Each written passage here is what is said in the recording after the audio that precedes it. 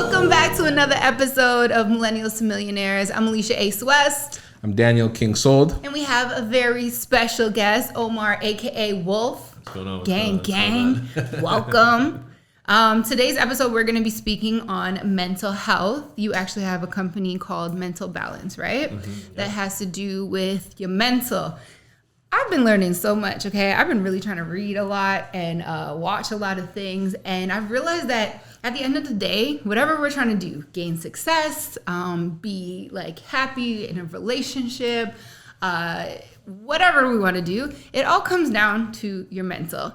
And at this point, I think that you need to take more care of your mental compared to your physical, because like how happy and successful you really are is going to come from your thoughts.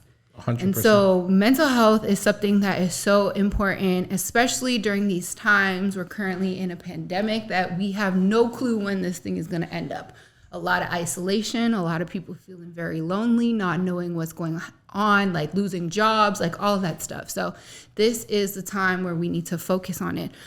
So do you want to just explain your company and like what Mental Balance? 100%. So Mental Balance actually is a social enterprise, and it's actually part of Hybrid Garbs. So Hybrid Garbs is my clothing line that my twin brother started, and I kind of took advantage of, right? So like if you want to start with the clothing brand, our slogan is there's no good without the bad in life in general. No matter what you do in life, you have to accept that there's going to be good times, bad times, and good consequences and bad consequences with any action you do, right? So when I went through that time of losing my brother, it was really hard, right? Like if you had asked me about mental health before that, I would have said, like, growing up black, especially with Jamaican parents, that's like a mental what? Yeah, we don't talk about it. Your mental what? We don't talk about it. We don't talk about it. Just be okay. Ginger ale. You're okay. Yeah. Ginger Drink some ale. tea. My grandma would say, drink some tea. Yeah, Drink some tea and you'll be fine. Yeah. Or go upstairs. Take a hot bath. Those kind of things. So when I was going through it, like, it was really like, something's wrong with me. Something's wrong. And I couldn't shake it. And I was like, okay, like if I do this, if I do that, and it wasn't working. And then I started realizing, holy crap, like I'm depressed. I'm always sad. Like I think people would try to smile on my face, and I'm like, no, like nothing was helping. And then I realized this is actually like a disease. Like this is a disease. It's a problem, because if you don't like take advantage of it or acknowledge it, that's the first problem. So we weren't trying to even apply that it was mental health. Like we weren't trying to say anything about that, because that's not for black people. That's not for us. We're different. We're too strong. It wasn't until my birthday that same year, so 4 months later, that I actually had cried for like cried publicly for the first time since my brother had passed. That I realized that this needs to be addressed. Like there's something wrong here. I couldn't shake it for like 4 or 5 months. I actually was with the Army at the time as well. A month later, and Canada's so big, and you don't really realize it till you're sitting in the bush. Yeah. With the rifle, and you're looking around. You're like, like.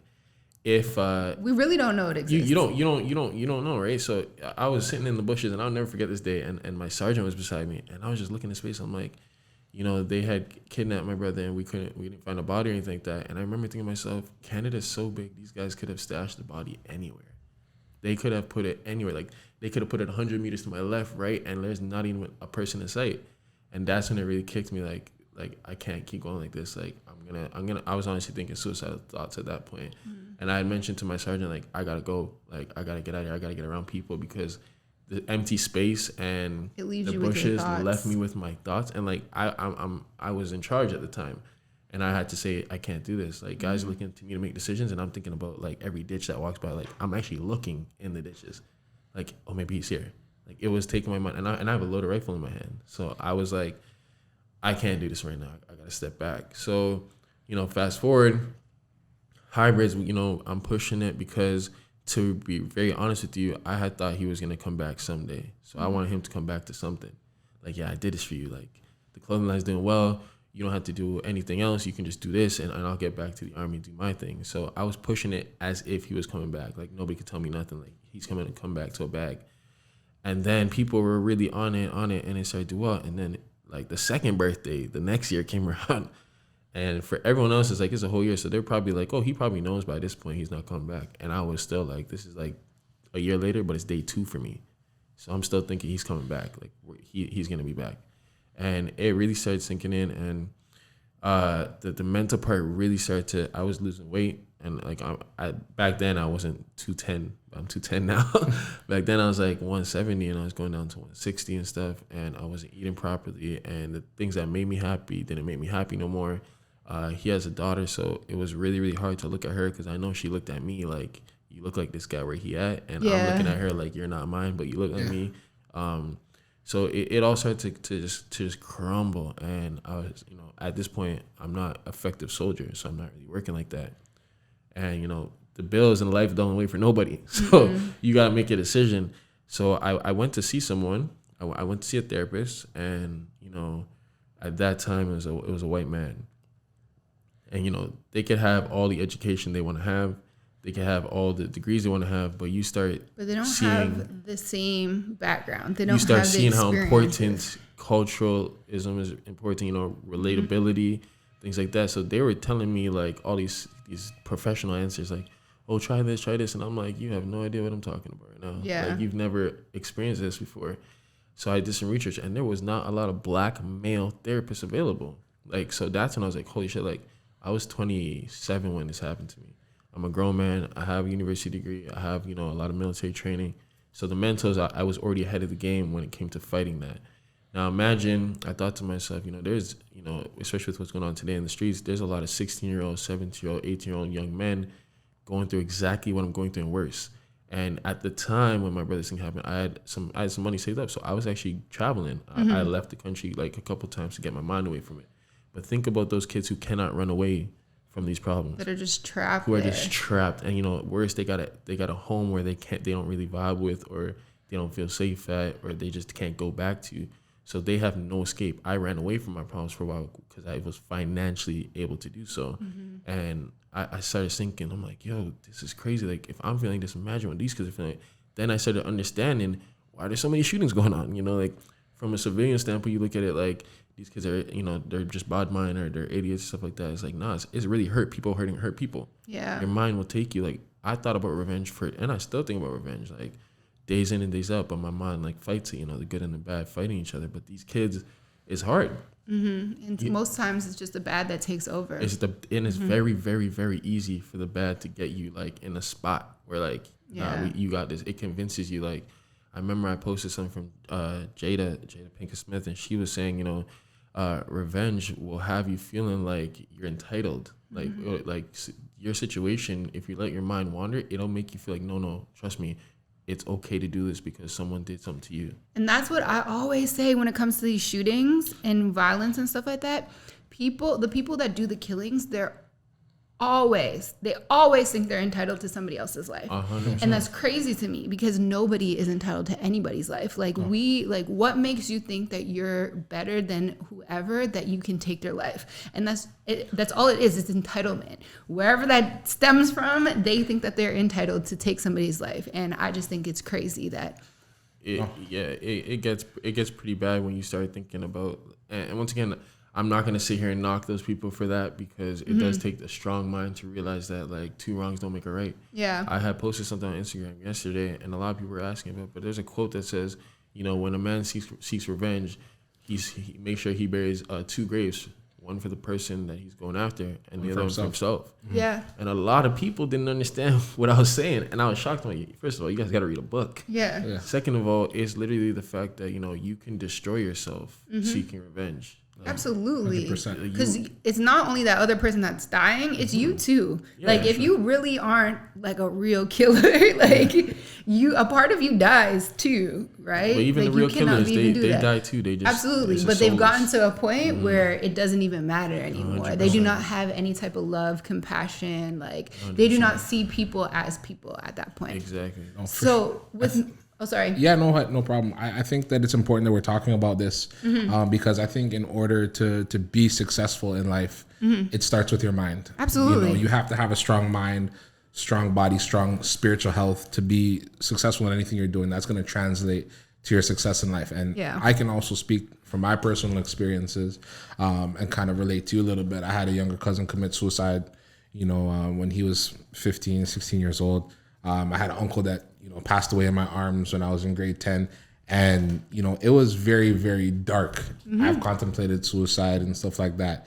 as well. And, luckily I had friends, family, church, a lot of different, support systems to help me get out of that. You know what I mean? But what about those that don't have that? You know what I mean? Like, what were some things for you that kind of helped you build a strong mind? How did you, get out of that dark time? Well, I'm gonna be honest with you guys. Like, in high school, I never really read books like that, and I definitely never finished no books. I started reading. And it was, I would suggest this to anybody who's trying to start reading. Start small. Like, you can read articles. You can read. There's books that are pages a day. There's a message a day, and I started with devotionals and stuff like that. I started with that, and the very intentional ones, like they're built towards mental health and stuff like that. So, and I started reading about other people. You have to understand, in the world, this is a hard pill to swallow, but you're not the only person going through it. Yeah. That's what everybody needs to understand, and that's the first step. Is you've been through some stuff, but I can show you 5 people, like off the top of my head, who have been through worse than I've been through, and have done better than I've done coming back from it. And then I could also show you 5 people who've been through the same thing and went left, and are done, like in jail or dead or something like that, right? So it is about, like, figuring out how to deal with it. For me, I'll be honest with you, I was going left in the beginning, and it wasn't left like crazy left, but the motorcycle for me was everything. Like, I was on that thing every day. My brother went missing in the summer, and it was early, it was June, so you still got July and August. So I was like, I got some nasty messages the way it was. Like, people were like, yo, like, you seem to be okay, like, you don't care, like, you're just partying and riding the bike all the time. At that point, when it first happened, I didn't even know who he was beefing with. Like, I didn't know nothing. So my mind was just, I was just on the bike. And I didn't have to deal with it, like I said, until my birthday, because my birthday's in October. There's no summer, it's cold, there's no bike. And that's when I first really hit me. Like, I cried because I was like, man, like, I spent the last 2 months neglecting it. Like, maybe I should have been searching, east, west, north, and south, like, all over the place. But I knew that, like, I knew what I was dealing with, what was different, and I had to figure out a way to not get involved, but get involved. So I had a lot of help with the motorcycle, for sure, and reading on my own time. Have you been able to find a therapist? So in regards to a therapist, I just found a way to become my own therapist. I wouldn't really advise that to a lot of people, because I had a good support system too as well. The Army was very supportful, for sure. I had a lot of my senior officers and instructors that we were close outside of the Army as well. So anytime I felt the ways, I knew I could call people. I knew who to call. I think the disadvantage for other people is they don't have people they can call, and it's embarrassing too. You wake up at 2 a.m. and you're crying. Like, I'm like, some nights I was crying, like snot in my nose, crying, and the other person on the other line, they don't even understand what you're saying. Yeah. And you have to feel comfortable enough to do that. So did I find a therapist? I didn't really think I needed it at that point. I had some good people in my corner. But that's also why I started Mental Balance. I feel like mental balance was needed because people just needed to see that they weren't the only people going through their struggle or going through something bad. And that's what it started as. It started as a place where we could share stories of people I know personally who have been through hell and back and made it out doing positive things, as opposed to negative, deconstructive things, right? So, guys who have been shot, I got, people in the streets who've also shot people, right? Like, just did a 360. I wanted to showcase their lives to young Black men who could relate to it. So they didn't have, if you weren't comfortable, because, the reality is, in this day and age, a lot of kids aren't going to think it's cool to see somebody, to see a therapist or to talk to somebody. So if we could show them, like, how you learn lessons from movies, if we could show them, stories or situations or TV shows or movies that are exactly what they're going through, and they can relate to it without feeling like their manhood shot by seeing a therapist, that's what we were trying to do post-COVID, obviously. Yeah. Well, I will say one thing. I have a therapist. I saw her on Wednesday. I saw her a couple of days ago. I see her regularly. It's been in December, the beginning of December, it will be a year for me, like, seeking therapy. And it's always been something that I've wanted to do. Like, so I've been fighting depression and anxiety. Like, I have really bad anxiety, and I've been super depressed as well. And I've been dealing with that since I was like 19 years old, right? Like, clinically, depressed. Not just like, okay, before that I was probably depressed too, but just, you're your parents think you're a teen, you're like moody and stuff like that. But no, I was probably freaking depressed. So I've been dealing or managing, coping. Like there's so many different words that you can put in at that time for like 10 years. And I've spoke with like social workers when I was at that pivotal point where I didn't necessarily know why I was alive. I was never a person like, oh, let me just try to like kill myself. But I was like, why am I alive? Do I need to be here? But within the last year, I've been actually seeking therapy. And honestly, it's been such a great experience. But at the same time, it's so hard. I've been tweeting recently about how I'm so over this healing process because I'm so freaking sad and I cry like all the freaking time. Like if I make it today without crying, like I'm going to be so proud of myself because I've literally cried for like the last 2 weeks every single day. And it's not necessarily because I hate my life or whatever. It's just because I'm realizing so many things that have happened to me over my years that aren't even my fault. Like I really suffer from like abandonment issues with my father. Him not being in my life, in and out of my life, has affected my like relationships. I push people away. Like I self-sabotage all the time. I always think that they're going to leave and not come back. Like even like they'll be like, okay, I'll see you next weekend. And I'll be like, okay, sure, not believe it. And I'll get so sad. And it's like, I literally had this realization in the last 2 weeks, and it's mind blowing that I was doing this to people that I cared about. And it's like, we need to be able to tap into these other resources so that we can fix these problems. Because I feel like once we're able to do that and like really heal, life is going to get so much friggin' better. And it all comes down to just being able to train your mind to think and see things in a full perspective, because everybody has their own truth.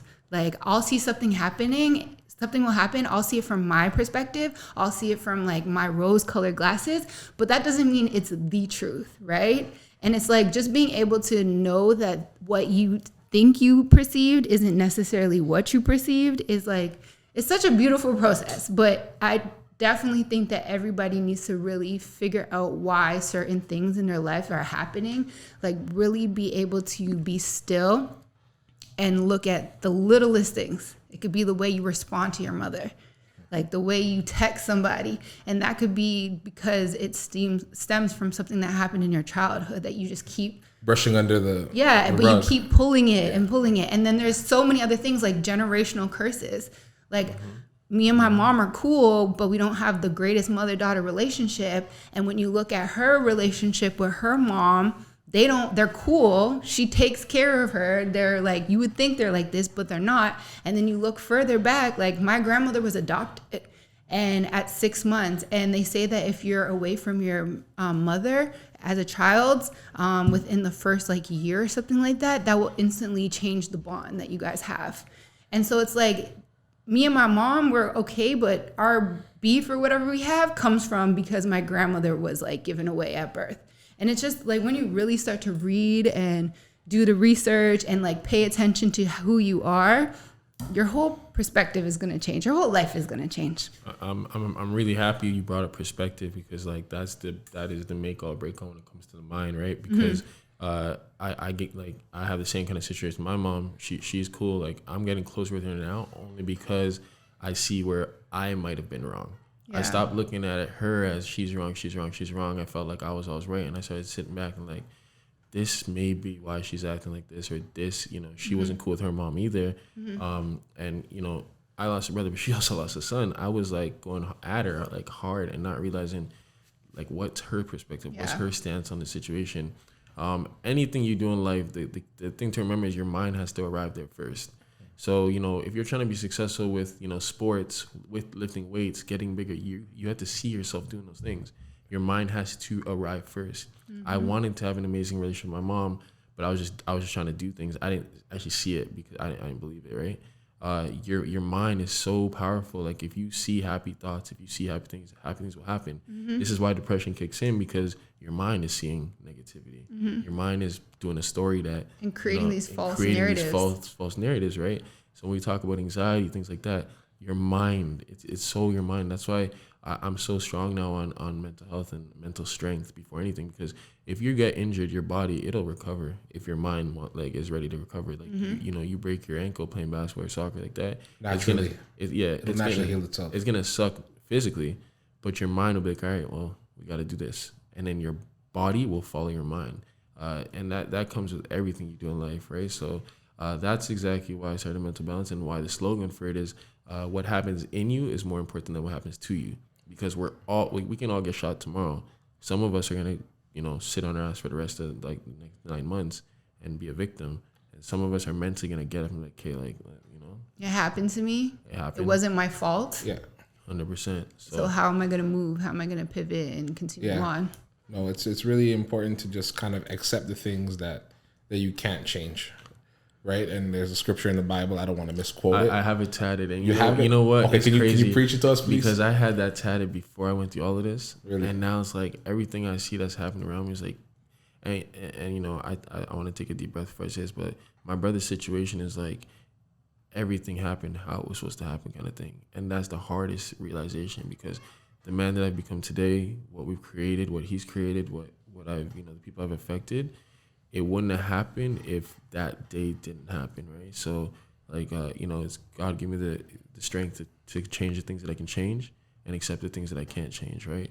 And the biggest thing is accepting, like, this happened. It happened. Acceptance. And that's the same with, like, alcoholics and people who are addicted to sex and whatever. And even if you do have some type of mental illness, my social worker back in the day, she said the greatest thing you could do is be aware and accept that there's something wrong.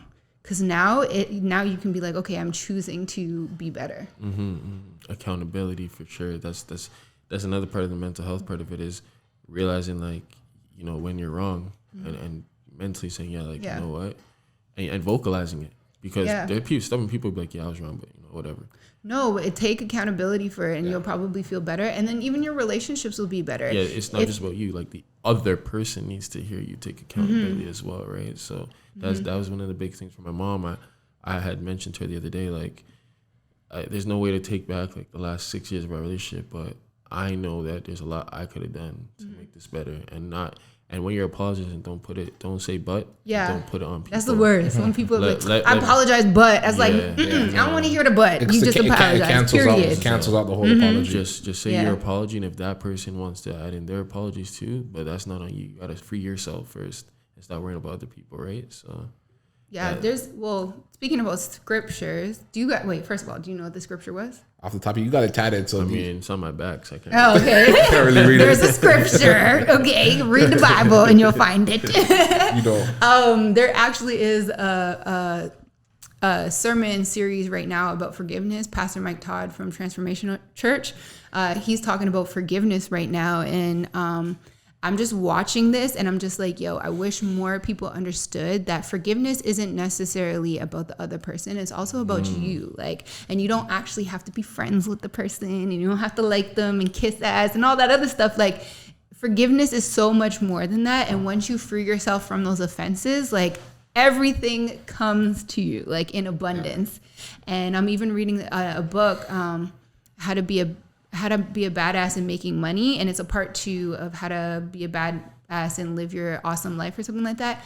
And in this book right now, it's like, train your mental to rewrite your untruthful thoughts about money, right? Because so many people, especially if you grew up poor, you're just like, oh, money doesn't grow on trees, like, the rich people are bad, they're this and that, like, or money buys happiness.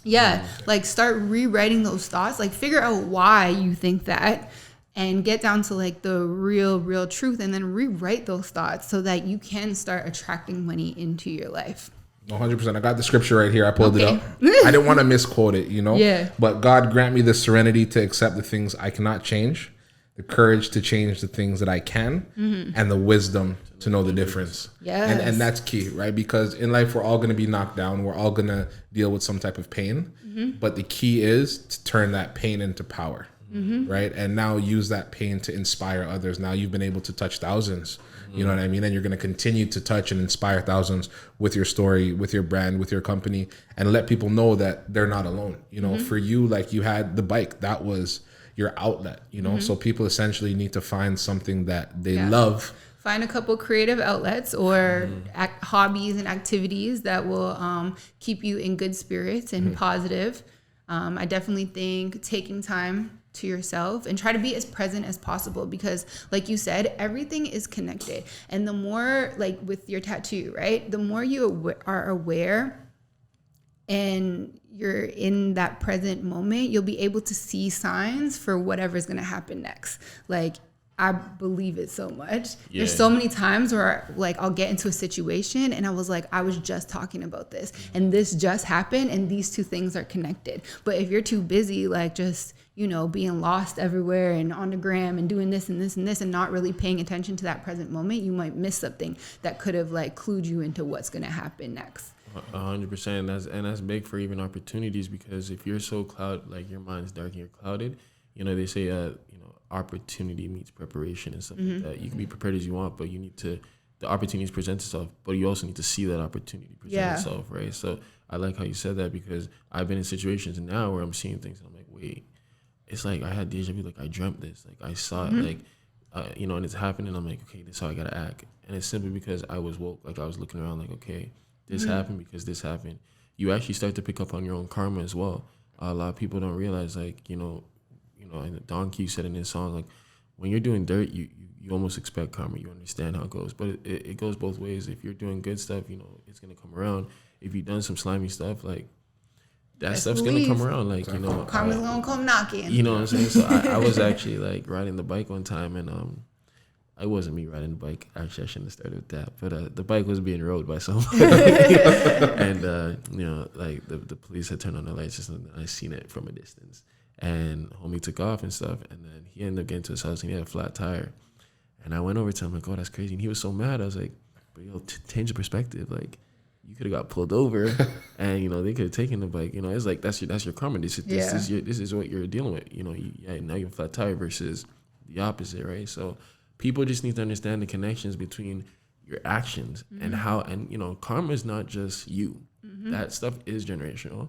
That stuff is passed on. Like, you know, we talk about generational curses and stuff. Like, you got to be aware you're doing dirt now. You may not even see, like, the negative result of that. But somebody you love might see it. Your kids might see it. And your kids. And you have to be really aware of that. So, you know, bringing it back to mental balance and stuff, you know, hopefully COVID kind of eases up a little bit. But we're looking to get back on track with creating a space where we can have like a panel, or not, I don't want to call it a panel because I want to make it less formal. More of like conversations open. But a conversation where men can come on and say, hey, like, I went through this and it's some real stuff. And, you know, there's going to be days where people aren't going to like the stories because we got to keep it real, right? And, you know, the guys aren't going to be comfortable saying what they have to say. Even I like how you touched on, you know, people being so attracted to sex and stuff. Like, that's an issue too, right? With our men, with our women, with everything going on in today's society. We got to have people touch on that stuff as well, because that is a mental thing as well, right? So I took a lot from that, from hybrids, and I made mental balance, and I'm just looking to get back on track, hopefully. Beautiful. So, well, hopefully all your dreams that you have for mental balance are able to come to fruition. We are excited to see, because it's definitely something needed. And don't be afraid to go to therapy. Therapy is a good thing. It might be a little pricey, but there's some resources that can help with the cost, but it's definitely worth the investment. Like, I went and I bought a bag a couple weeks ago, and I was like, if I went and I paid $2,000 for this bag, I can take my ass back to therapy and pay those like $85 a session. I was like, no, like, I'm not complaining. I'm booking 5 sessions in a row. Like, we gonna handle this, because I'm gonna, well, maybe the bag will outlast me. Hopefully it doesn't. But I'm gonna be here for the long run, you know? So every episode we share a book of the day. You brought some books. You brought 2 books. I did. You see, he been reading. I've been reading. First of all, like I said, start slow if you need to. I jumped into this book because it was highly recommended by a bunch of people. I've read it too. And I like the title. The title got me right away. It's catchy. And it is catchy. It is catchy. So, you know, it's called The Subtle Art of Not Giving a Fuck. Sorry, Mom. But yeah, this book is crazy, and I'm not gonna get too much into it because you can buy it and read yourself. But the title alone speaks for the book in itself. And we talk about mental strength and training your mind in this society with Instagram and likes and stuff, you know, one of the best things Instagram did was hide the amount of likes you have on your pictures for other people. We care so much about what other people think, and it is a problem. Like, I've done it. I'm sure you guys done it. Like, we just look at, you know, how many people like this picture real quick. It eats away at you. I only got like 3 likes. I got to archive it. I need to take a better one. I'll be honest with you. When I first started Instagram, if that thing was under 100 likes, I'll take it down. Yeah. Like, if by the end of the day it was under 100 likes, I would take it down. And saying that out loud is embarrassing right now. Oh, but it's real. Because that's how the mind was, right? So this book kind of teaches you, one, how to find the balance. And I'm key on balance. It's not just about, okay, don't give a fuck what no one says. Because in the book, it actually says, too, like, what people say shouldn't bother you, but it is important to understand that that's coming from somewhere. Whether or not it's true or not, there's always some kind of truth in a lie. Like, you have to remember that. It's coming from somewhere. So you need to understand you shouldn't let it destroy your life. Yeah. But take it with a grain of salt. Understand maybe that person's perspective and see where it's coming from. That would help you change a little bit. So this book is highly recommended. I just started this book not too long ago. It's called Unfuck Yourself. So just right down my alley as well. I'm to live life on the edge. I love life on the edge. It's get out of your own head. Simply because there's days where, once again, you're just in your own head. And the power of the mind we talked about, that just takes you on a roller coaster. Like, I've had moments where you know, my mind has convinced me that life is gonna end. For me, it's not. Like, I'm not useful. I'm not supposed to be doing what I'm doing. And then the next day, and like, my brother would just talk to me, yo, remember I told you we're up, we're good. And he actually said, it's crazy because the evening that he went missing, we were having dinner, and he looked at me and he's just like, yo, we're gonna be up soon. And he's like, trust me, we're gonna be good.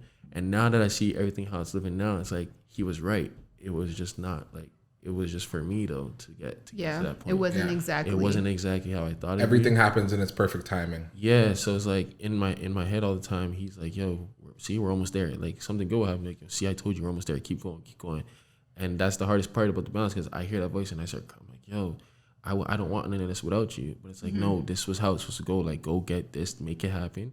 Yeah. And the best thing you could do for him right now is to make sure everyone remembers how this started. So the better hybrids does, the better mental balance does, the more people ask why this happened, and the more I get to tell them about what an amazing person he was, right? So I'm definitely going to get that book added to my list. I have a goal of how many books I need to read this year. There we go. Between 12 and 24, I'm at 9. So I'll at least get to the lower end, okay? We got the fourth quarter. So we always end the episode with a book and a quote. So the quote for today's episode is, "The strongest people are those who win battles we know nothing about." Yes. Right? Because there's always battles that, you know, you see, but the hardest battles are internal, all inside, right? So being able to overcome that, like we said, turn that pain into power and level it up is the key to success. But you will be able to conquer them. You just have to want to. Yeah, 100. And you have to believe that you can as well. Absolutely. Have faith. Your mind has to arrive there first, right? You got to see it. So yes. Truly believe in yourself. Well, thank you so much, Omar, aka Wolf, for coming through. Make sure you check out Mental Balance, Hybrid Garb, right? Okay, just wanted to make sure. And that's another episode of Millennials to Millionaires podcast. I'm Alicia Ace West. I'm Daniel Kingsold. And Omar Wolf. Appreciate it.